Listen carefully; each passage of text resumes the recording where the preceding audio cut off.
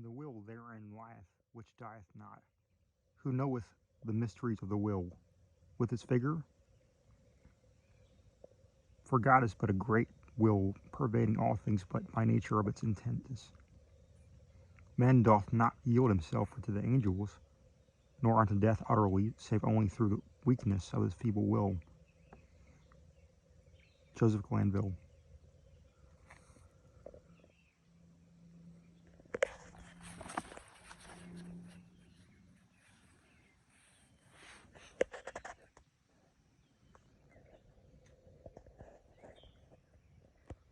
I cannot, for my soul, remember how, when, or even precisely where I first became acquainted with the lady, Ligeia.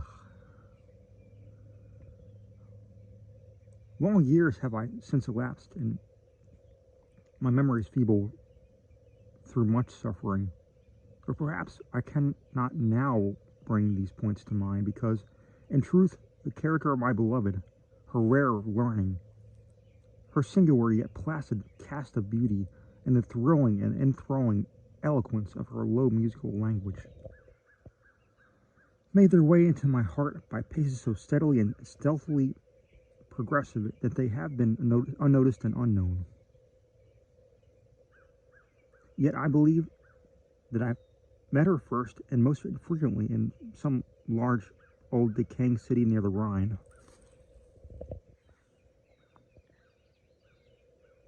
Of her family I have surely heard her speak. That it is of a remotely ancient date cannot be doubted. Ligeia, buried in study of a nature more than all else adapted to deaden impressions of the outward world. It is but that by that sweet word alone, by Ligeia, that I bring before mine eyes in fancy the image of her who is no more.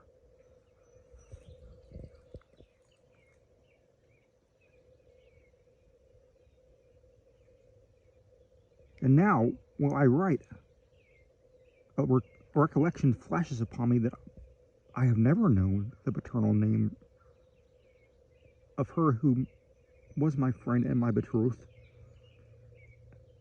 and who became my partner of my studies, and finally the wife of my bosom. Was it a playful charge on the part of my Ligeia, or was it a test of my strength of affection that I should institute no inquiries upon this point? Or was it rather the caprice of my own, a wildly romantic offering on the shrine of the most passionate devotion? I but indistinctly recall the fact itself. What wonder that I have utterly forgotten the circumstances which originated or attended it.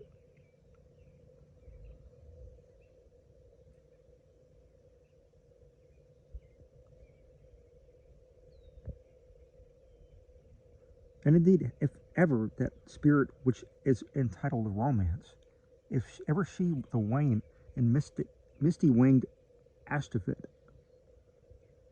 of idolatrous Egypt, presided, as they tell, over marriages ill-omened, then most surely she presided over mine.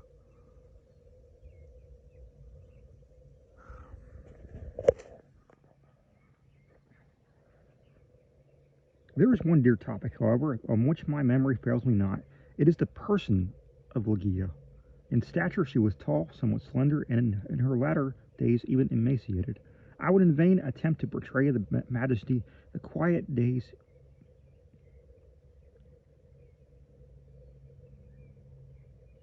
ease of her demeanor, or even the incomprehensible lightness or elasticity of her footfall.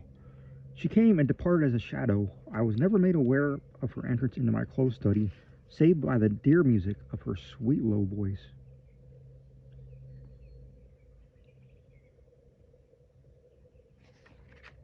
As she placed her marble hand upon my shoulder, in beauty of face no maiden ever equaled her, it was the radiance of an opium dream, an airy and spirit-lifting vision more wildly divine than the fantasies which hovered about the slumbering souls of the daughters of Delos. Yet her features were not of that regular mold which we have been falsely taught to worship in the classical labors of the heathen. There is no exquisite beauty, says Bacon, Lord Verulam, speaking truly of all the forms and genera of beauty, quote, without some strangeness in the proportion, unquote. Yet, although I saw the features of Ligeia were not of a classic regularity, although I perceived that her loveliness was indeed, quote-unquote, exquisite, and felt that there was much of, quote-unquote, strangeness pervading it, yet I have tried in vain to detect irregularity and to trace home to my own perception of the, quote, strange, unquote.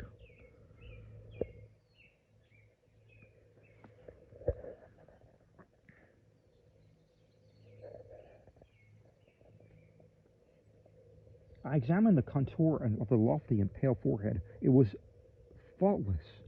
How cold indeed that word when applied to majesty so divine. The skin rivaling the purest ivory, the commanding extent and repose, the gentle prominence of the regions above the temples, and then the raven black, the glossy, the luxuriant, and natural curling tresses, setting forth the full force of the Homeric epithet hyacinth. I looked at the delicate outlines of the nose, and nowhere but in the graceful medallions of the Hebrews had I beheld a similar perfection. They were the same luxurious smoothness of surface, the same scarcely perceptible tendency of the aquiline, the same harmonious curved nostrils speaking the free spirit. I regarded the sweet mouth. Here was indeed the triumph of all things heavenly.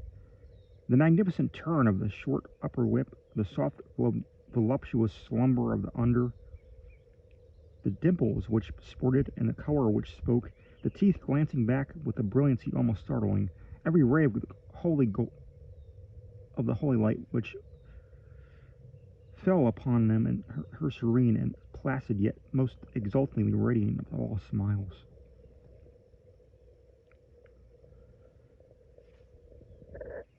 I scrutinized the formation of the chin, and here too I found the gentleness of breadth, the softness and the majesty, the fullness and spirituality of the Greek, the contour which the god Apollo revealed but in a dream to Cleomenes, the son of the Athenian.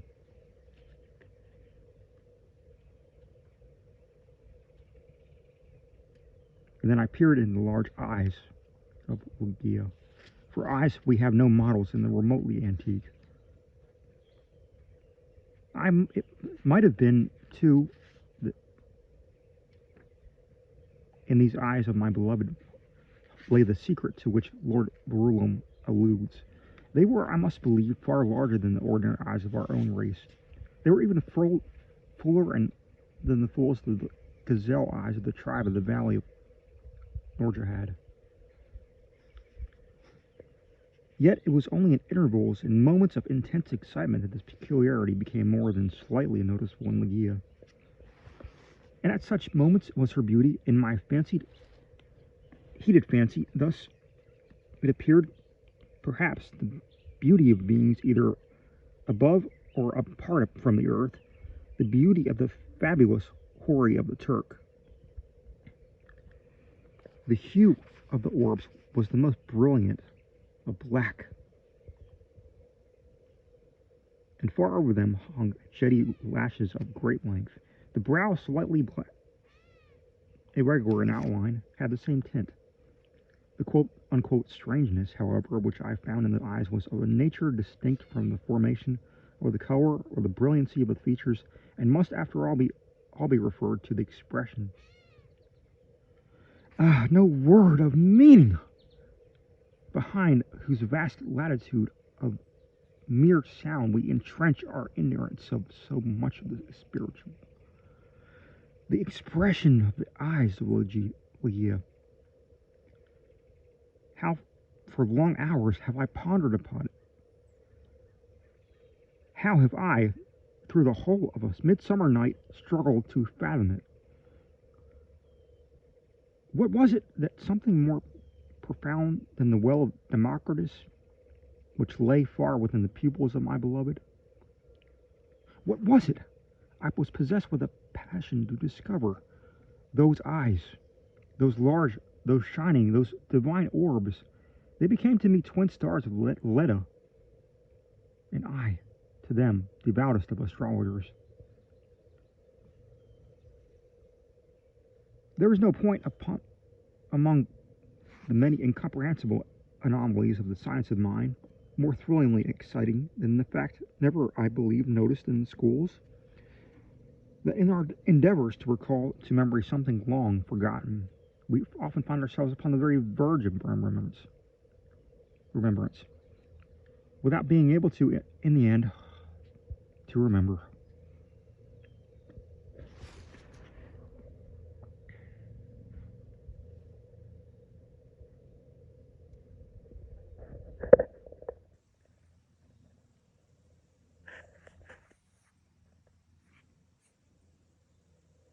And thus, how frequently, in my intense scrutiny of Ligeia's eyes, have I felt approaching the full knowledge of their expression, felt it approaching, yet not quite be mine, and at so length entirely depart.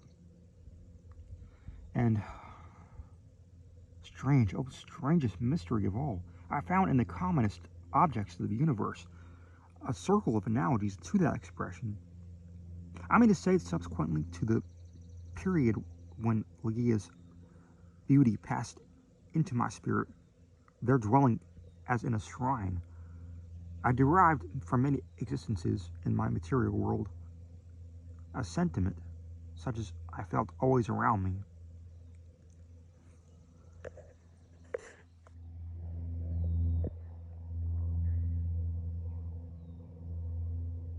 Within me, by her large and luminous orbs, yet not the more could I define that sentiment, or analyze, or even steadily view it. I recognize it, let me repeat, sometimes in the survey of a rapidly growing vine, in the contemplation of a moth, a butterfly, a chrysalis, a stream of flowing, running water.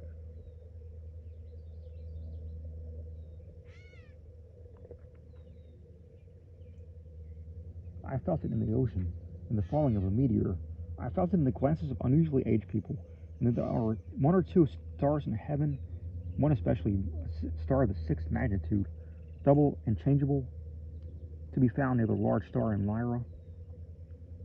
In a telescopic scrutiny of which I have been made aware of the feeling, I have been filled with it by certain sounds from stringed instruments, and not unfrequently by passages from books. Among innumerable other instances, I well remember something in a volume of Joseph Glanville, which perhaps merely from its quaintness, who shall say, never failed to inspire me with the sentiment.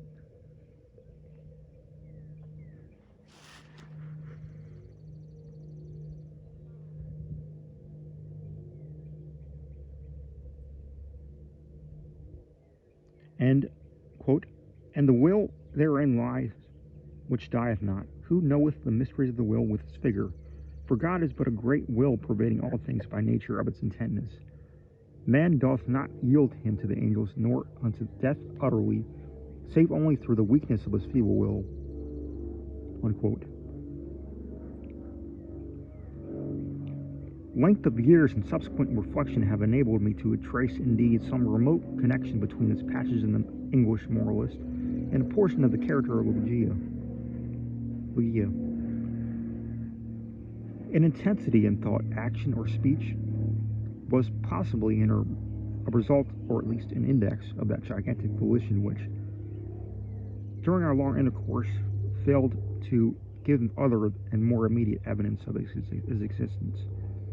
Of all women whom I have ever known, she, the outwardly calm, the ever placid Ligeia, was the most violently a prey to the tumultuous vultures of stern passion. And of such passion I could form no estimate, save by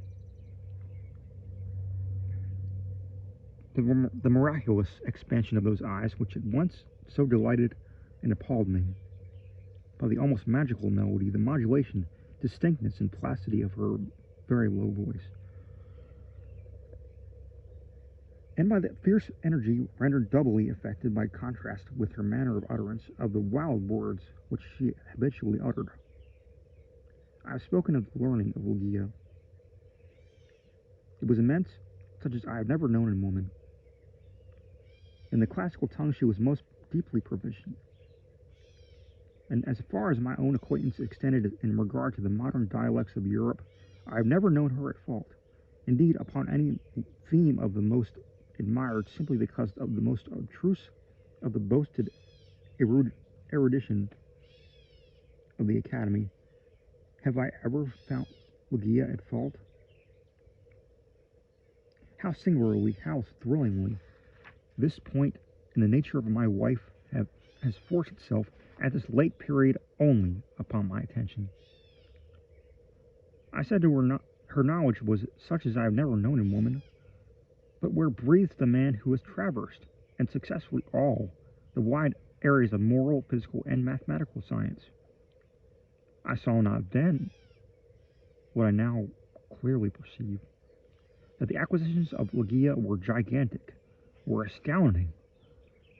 Yet I was sufficiently aware of her infinite supremacy to resign myself with a childlike confidence to her guidance through the chaotic world of metaphysical investigation at which I was most busily occupied during the earlier years of our marriage.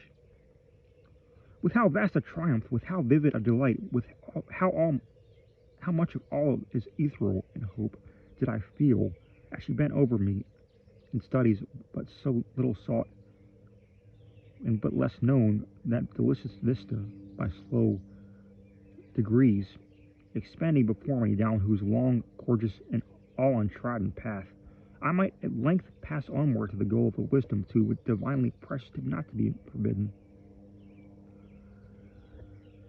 How poignant, then, must have been the grief with which, after some years, I beheld my well-grounded expectations to take wings to themselves and fly away. Without Ligeia, I was but a child groped, benighted.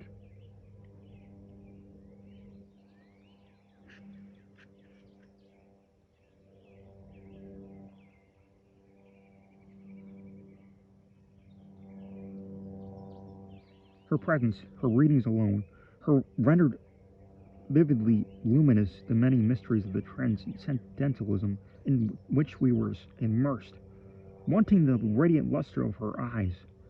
Letters, lambent and golden, grew duller than saturnine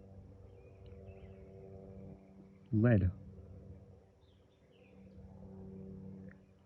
And now those eyes shone less and less frequently upon the pages over which I pored. Ligeia grew ill. The wild eyes blazed with a too glorious effulgence. The pale fingers became of the transparent waxen hue of the grave, and the blue veins upon the lofty forehead swelled and sank impetuously with the tides of the most gentle emotion. I saw that she must die, and I struggled desperately in spirit with the grim Azrael. And the struggles of the passionate wife were, to my astonishment, even more energetic than my own. There had been much in her stern nature to impress me with the belief that to her death would come to without its terrors, but not so. Words are impotent to convey any just idea of the fierceness of resistance with which she wrestled with the shadow. I groaned in anguish at the pitiable spectacle. I would have soothed, I would have reasoned, but in the intensity of her wild desire for life,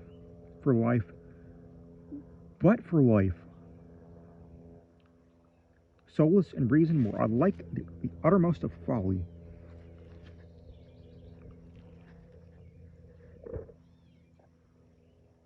Yet not until the last instance, amid the most convulsive writhings of her fierce spirit, was shaken the external plasticity of her demeanor. Her voice grew more gentle, grew more low. Yet I would not wish to dwell upon the wild meaning of the quietly uttered words. My brain reeled as I hearkened, entranced to a melody more than mortal, to assumptions and aspirations which mortality have never been known. That she loved me I should not have doubted, and I might have been easily aware that in a bosom such as hers, love would have reigned no ordinary passion. But in death only was I fully impressed with the strength of her affection.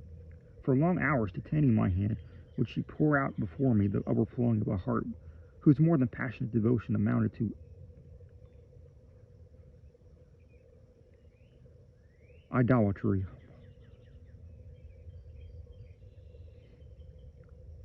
How had I deserved to be so blessed by such confessions? How had I deserved to be so cursed with the removal of my beloved in my hour of making them?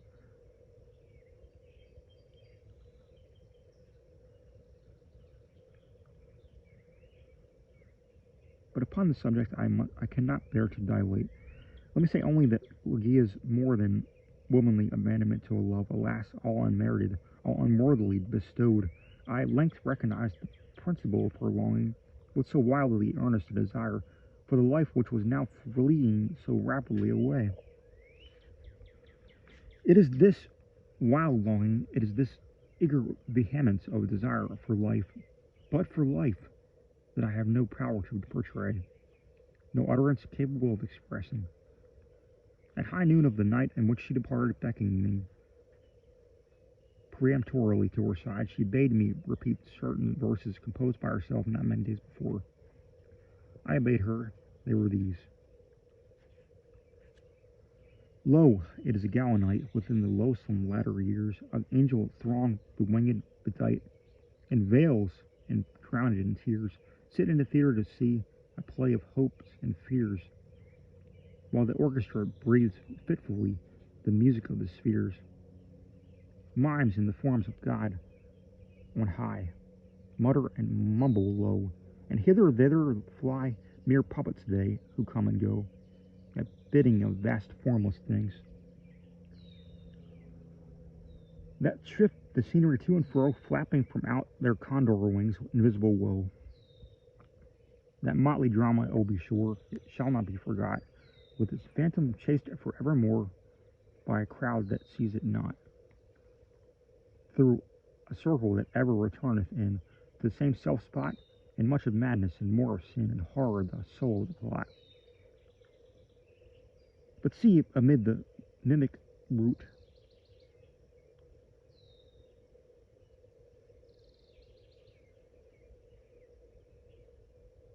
a crawling shape intrude, a blood-red thing that writhed from out the scenic solitude. It writhes with mortal pangs, the mimes become its food, and seraphs sob at verminous fangs, and their human gore endued. Out, out are all the lights, out all, and over each quivering form, the curtain at a funeral pall comes down with the rush of a storm, and the angels, all pallid and wan, uprising, unveiling, affirm that the play is the tragedy man, and its hero the conqueror worm. Oh God, half shrieked Ligeia, leaping to her feet and extending her arms aloft with a spasmodic movement, as I made an end to these lines. Oh God, oh divine Father, shall these things be undeviatingly so? Shall this conqueror be not once conquered? Are we not part and parcel in thee? Who knoweth the mysteries of the will, with his vigor? Man doth not yield unto the angels, nor unto death utterly, save only through its weakness of its feeble will.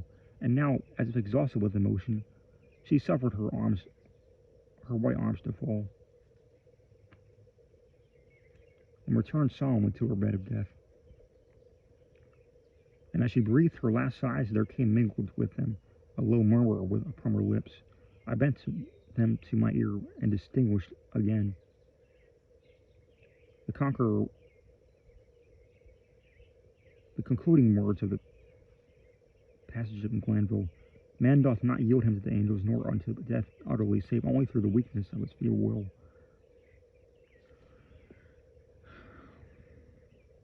She died, and I, crushed into the very dust with sorrow, could no longer endure the lonely desolation of my dwelling in the dim and decaying city by the Rhine. I had no lack of what the world calls wealth. Ligeia had brought me far more, very far more, than ordinary falls to the lot of mortals. After a few months, therefore, of weary and aimless wandering, I purchased in some repair an abbey, which I shall not name, in the wildest and least frequented portions of fair England.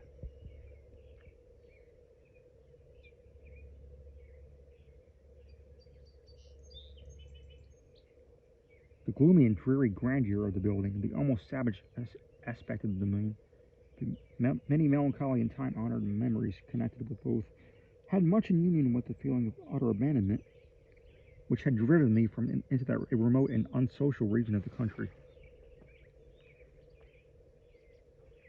Yet, although the external abbey, with its verdant decay hanging about it, suffered but little alteration, I gave way with a childlike perversity, and perchance with a faint hope of alleviating my sorrows, to a display of more than regal magnificence within.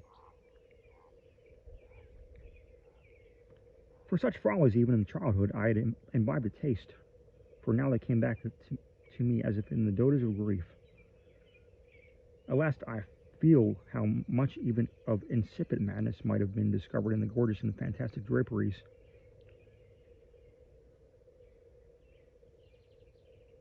In the solemn carvings of Egypt, in the wild cornices of furniture, in the bedlam patterns of the carpets of tufted gold, I had become a bounden slave in the trammels of opium, and my labors and my orders had taken a coloring from my dreams. But these absurdities I must not pause to detail.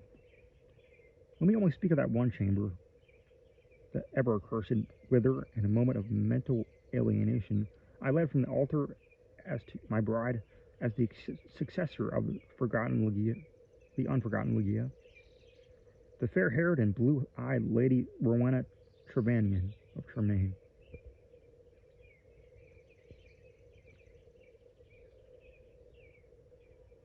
There is no individual portion of the architecture and decoration of that bridal chamber which is not now visibly before me.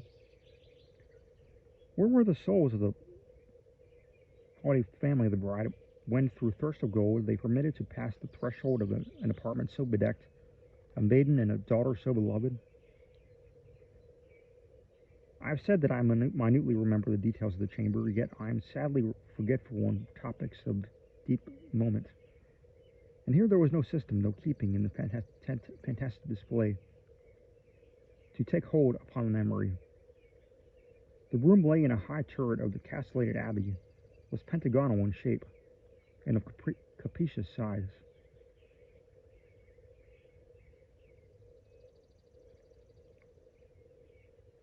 Occupying the whole southern face of the pentagon was the sole window, an immense sheet of unbroken glass from Venice, a single pane and tinted with a leaden hue, so that the rays of either the sun or the moon passing through it fell with a ghastly luster on the objects within. Over the upper portion of this huge window extended the trellis work of an aged vine, which clambered up the massy walls of the turret. The ceiling, of gloomy-looking oak, was excessively lofty, vaulted, and elaborately fretted with the wildest and most grotesque specimens of a semi-Gothic, semi-Druidical device. From out the most central recesses of this melancholy vaulting, depended by a single chain of gold with long links, a huge censer of the same metal, Saracenic in pattern, with many perforations so contrived that they're writhing in and out of them as if endued with a serpent vitality, a continual succession of parti-colored fires. Some few ottomans and golden candelabra of Eastern figure were in various stations about, and there was the couch, too, the bridal couch of an Indian model, and low and sculptured of solid ebony, with a pall-like canopy, above. In each of the angles of the chamber stood on end a gigantic sarcophagus of black granite from the tombs of the kings of against Luxor, with its aged lids full of immemorable sculpture. But in the draping of the apartment lay, alas, the chief fantasy of all, the lofty walls, gigantic in height, even unproportionally so, were hung from summit to foot in vast folds, with a heavy and massively looking draped tapestry of material which was found alike as a carpet on the floor, as a covering for the ottomans in the ebony bed, as a canopy for the bed and the gorgeous volutes of the curtains which partially shaded the window. The material which was the richest cloth of gold. It was spotted all over, at irregular intervals, with arabesque figures about a foot in diameter, and wrought upon the cloth in patterns of the most jetty black.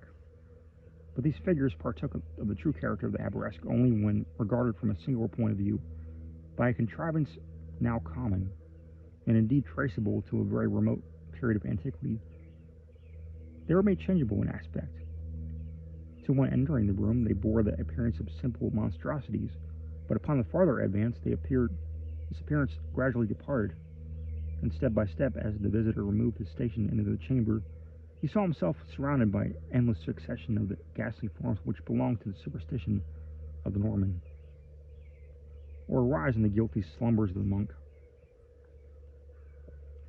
The phantasmagoric effect was vastly heightened by the artificial introduction of a strong continual current of wind behind the draperies, giving a hideous and uneasy animation to the whole. In halls such as these, a bridal chamber such as this, I passed with the Lady of Tremaine. The unhallowed hours of the first month of our marriage, passed them with but little disquietude. That my wife dreaded the fierce moodiness of my temper, that she shunned me and loved me but little, I could not help perceiving, but it gave me rather pleasure than otherwise. I loathed her with a hatred belonging more demon than to man. My memory flew back, oh, with what intensity of regret, to Ligeia, the beloved, the august, the beautiful, the entombed. I reveled in recollections of her purity, of her wisdom, of her lofty, her ethereal nature, of her passionate, of her idolatrous love.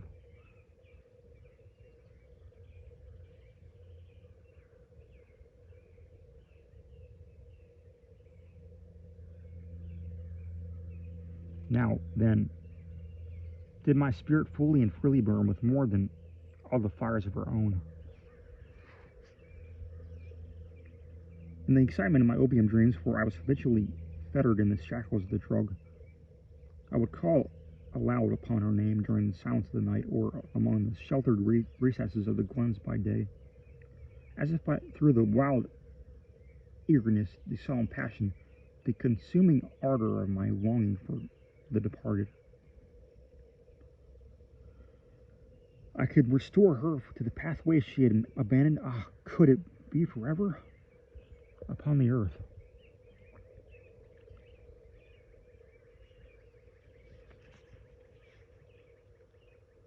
About the commencement of the second month of the marriage, the Lady Rowena attacked with sudden illness, from which her recovery was slow. The fever which consumed her rendered her nights uneasy. In her perturbed state of half-slumber, she spoke of sounds of motions in and about the chamber of the turret, which I concluded had no origin save in the distemper of her fancy, or perhaps in the phantasmagoric influences of the chamber itself. She became at length convalescent, finally well. Yet but a brief period elapsed ere a second more violent disorder again threw upon her a bed of suffering, and from this attack her frame, at all times feeble, never altogether recovered. Her illnesses were, after this epoch, of alarming character and of more alarming recurrence, defying alike the knowledge and the great exertions of her physicians. With this increase of the chronic disease, which had thus apparently taken to hold upon her constitution to be eradicated by human means, I could not fail to observe a singular increase in the nervous irritation of her temperament, and in her excitability by trivial causes of fear. She spoke again, and more frequently and pertinaciously, of the sounds, of the slight sounds, and of the unusual motions among the tapestries, to which she had formerly alluded.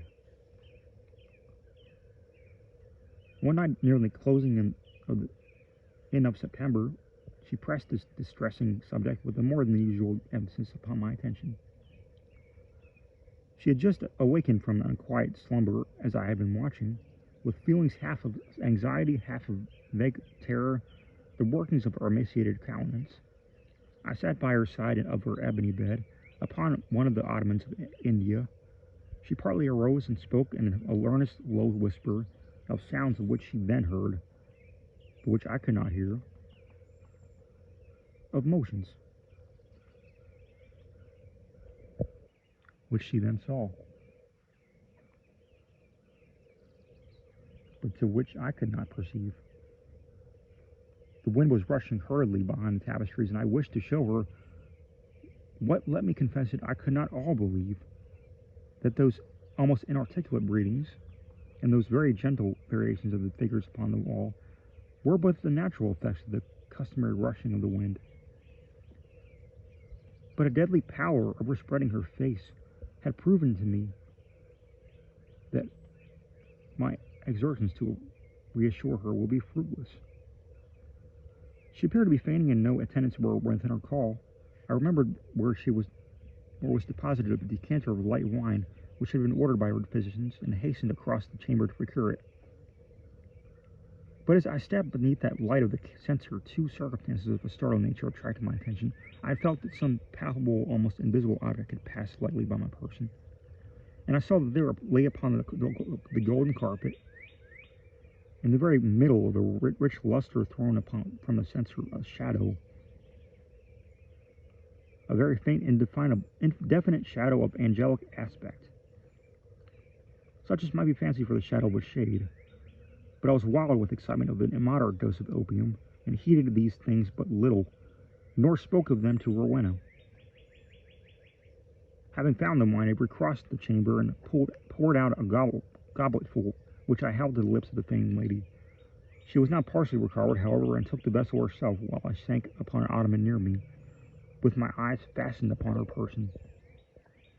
It was then that I became distinctly aware of the gentle footfall upon the carpet, and near the couch, and in a second thereafter, as Rowena was in the act of raising the wine to her lips, I saw, or may have dreamed that I saw, fall within the goblet, as with from some invisible spring in the atmosphere of the room, 3 or 4 large drops of a brilliant and ruby-colored liquid. If this I saw, not so Rowena.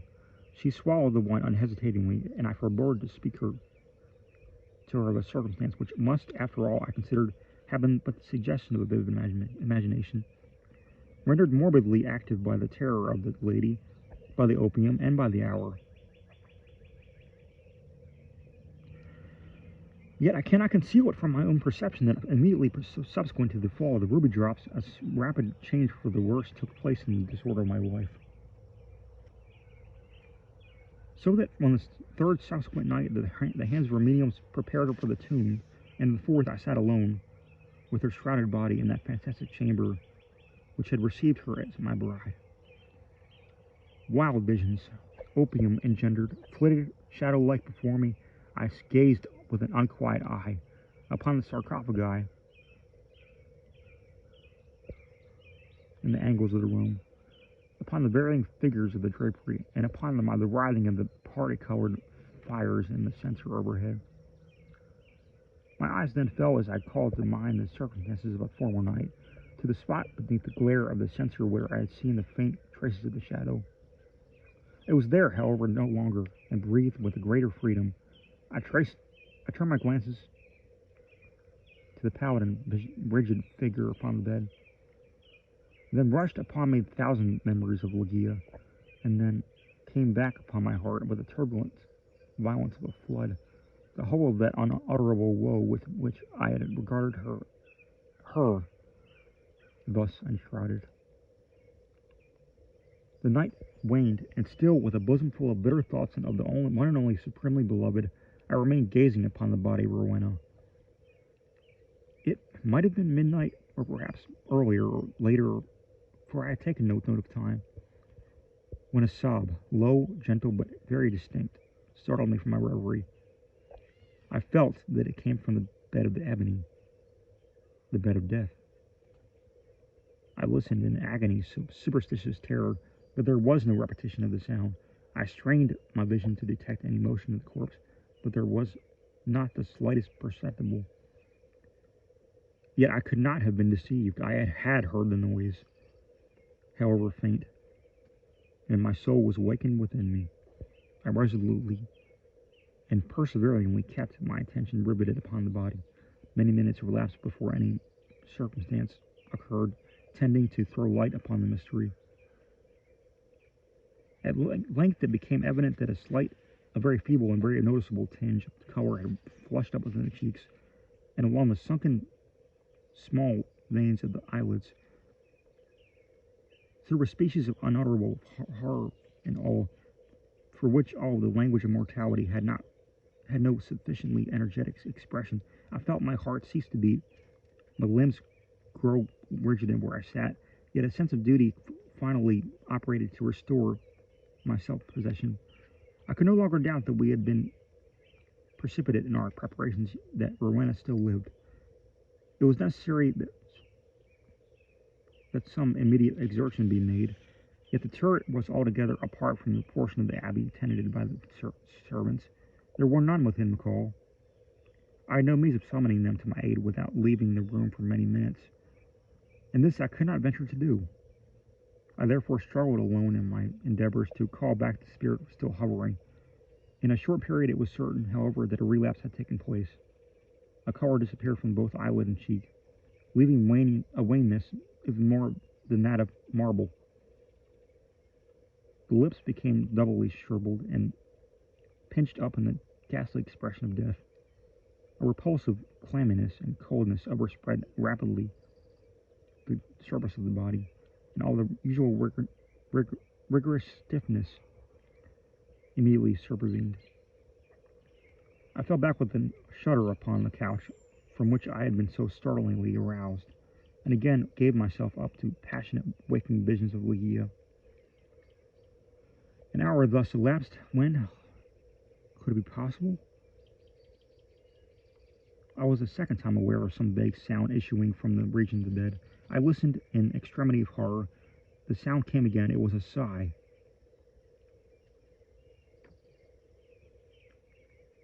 Rushing to the corpse, I distinctly saw, a tremor upon the lips.